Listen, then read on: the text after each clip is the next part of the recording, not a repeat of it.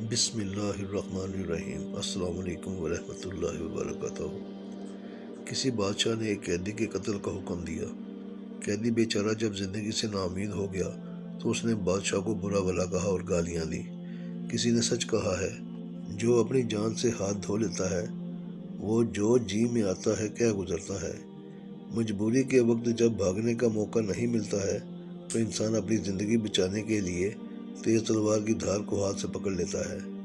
اسی طرح جب آدمی اپنی زندگی سے نا امید ہو جاتا ہے تو اس کی زبان کھل جاتی ہے، جس طرح مجبور بلی تنگ آ کر کتے پر حملہ کر دیتی ہے۔ بادشاہ نے پوچھا، یہ قیدی کیا کہہ رہا تھا؟ ایک نیک خصلت وزیر نے جواب دیا، حضور، یہ قیدی کہہ رہا ہے کہ وہ لوگ بہت اچھے ہوتے ہیں جو غصے کو پی جاتے ہیں اور لوگوں کی خطا معاف کر دیتے ہیں۔ یہ سن کر بادشاہ کو رحم آ گیا اور اس نے قیدی کی خطا معاف کر دی اور اس کو رہا کر دیا۔ یہ دیکھ کر ایک دوسرا وزیر جو پہلے وزیر کا دشمن تھا بول اٹھا کہ ہمارے ساتھی وزیر کو جھوٹ نہیں بولنا چاہیے۔ اس قیدی نے بادشاہ کو برا بھلا کہا ہے اور گالیاں بھی دیں۔ بادشاہ اس کی بات سن کر بہت ناراض ہوا اور کہا کہ پہلے وزیر کی جھوٹی بات تمہاری سچی بات سے بہت مجھے زیادہ پسند آئی ہے، کیونکہ وہ اس موقع پر مناسب تھی، اور تم نے جو سچی بات کہی وہ نامناسب تھی اور تم نے بری نیت سے کہی تھی۔ عقل مند لوگوں نے کہا ہے کہ جھگڑا فساد پیدا کرنے والی سچی بات سے وہ جھوٹی بات کہنا زیادہ بہتر ہے کہ جس سے فساد پیدا ہونے کا ڈر ہو۔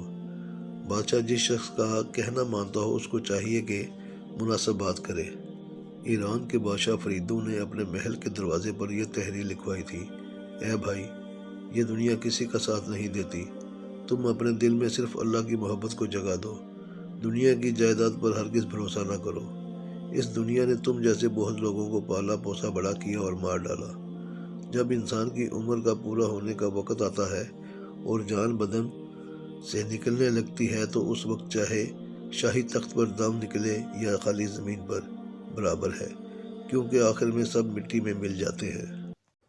پیارے دوستو، اگر میری یہ ویڈیوز آپ کو پسند آئی ہیں تو برائے مہربانی میرے چینل کو لائک، سبسکرائب اور شیئر ضرور کریں۔ شکریہ۔